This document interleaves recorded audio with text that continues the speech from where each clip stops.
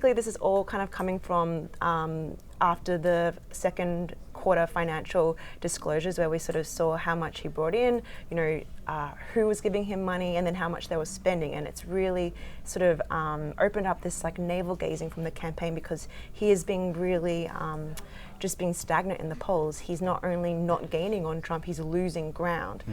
So basically the former president is sort of majority support, 54, averaging 54%, which is about 38 percentage points ahead of DeSantis, which is a huge yawning gap. Welcome to Reporter's Notebook, where we talk to the Washington Examiner's top journalists about the stories breaking on their beats. I'm Jim Antle. I'm joined today by White House reporter Naomi Lim. Naomi, the DeSantis campaign seems to have had yet another shakeup. Talk a little bit about what the dynamics of the Republican race are, and what is Ron DeSantis up to? So we're in the stage where he has a campaign reboot. We're not allowed to, campaign reload, sorry. We're not allowed to use the word reboot. So over the space of the last month, particularly— It's more of an IT issue. It does sound like a bit like that. Just turn it on and off again and maybe it'll work. Right. We'll find out. Plug it in. But basically this is all kind of coming from after the second quarter financial disclosures, where we sort of saw how much he brought in, who was giving him money, and then how much they were spending. And it's really sort of opened up this like navel gazing from the campaign, because he is being really just being stagnant in the polls. He's not only not gaining on Trump, he's losing ground. So basically the former president is sort of majority support, 54, averaging 54%, which is about 38 percentage points ahead of DeSantis, which is a huge yawning gap. And there's been historical comparisons that sort of say nobody has ever closed that gap. Even though we have 5 months still to Iowa, that's still a huge amount of change and sort of ground to cover. And not only sort of he's now dipped below an average of 15%, so he's not doing particularly well. At the same time, I know a lot of people were comparing him to the Scott Walkers of the world, but I think around this time during Scott Walker's like the 2015-2016 cycle, that's when he announced that he was dropping out. So he's so far survived that comparison. Sure. But I'm sure he's hoping for the John McCain comparison. Exactly, where John McCain basically, I guess, had a team reshuffle and then just sat camped out in New Hampshire. They're not doing that strategy. They're still banking on Iowa, but we're sort of remaining to see whether that actually helps. There's a huge sort of voter event next week with the Iowa State Fair. It's going to really test his retail politics skills, which have been criticized a lot so far.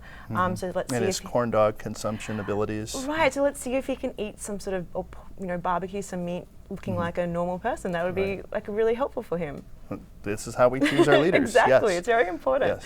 So now there's some talk about whether some of the other candidates may begin to catch up to Ron DeSantis. And there's one candidate in particular who looks to potentially be on the move in Iowa. Yeah, so a lot of people that I talk to always mention the name Tim Scott. And again, this is sort of a self-selecting pool, because I haven't been to many Trump events in Iowa. But when you go to events for DeSantis, when you go to events for, Nikki Haley, and you ask the former UN ambassador, a lot of talk comes up about this senator. I guess the problem is that still people are learning a lot about him. We're going to see maybe in the debate stage him maybe being sort of targeted by his opponents, particularly Haley, who is also from South Carolina, like Tim Scott is. There's been sort of more looking at, what's he actually done as a senator. He has a powerful position on the banking committee, and he sort of helped curtail Chinese competition and things like that. So I'm looking out for those attack lines for the debate. But at the same time, so a lot of people, his favorables are very high, but I think, that might change the more people sort of put him under a microscope. And Trump hasn't really attacked him. Not yet, which is, he and actually the biotech entrepreneur Vivek Ramaswamy actually got a shout out from Trump, sort of saying, these guys have been good to me in comparison to, the Nikki Haley's, the Chris Christie's, the former New Jersey governor, and obviously the Florida governor, Ron DeSantis, didn't get very good feedback from the former president, as he sort of teases this idea of whether he's even going to turn up to this debate in Milwaukee later this month. So if Trump doesn't show, that is presumably a pretty big opportunity for the other candidates, no? Yeah, I guess like it's going to be interesting to see how that plays out, because it might be easier to attack somebody when they're not on stage, particularly someone like Donald Trump, who will go blow to blow, or make a snide little comment that might undercut what you're trying to say in terms of getting a sort of that viral pushback. But I don't know whether many people that aren't us will tune in if Trump is not on stage. I think when you look back to Cleveland in the 2015, that first opening debate, like 23 million people turned in, which is a huge platform.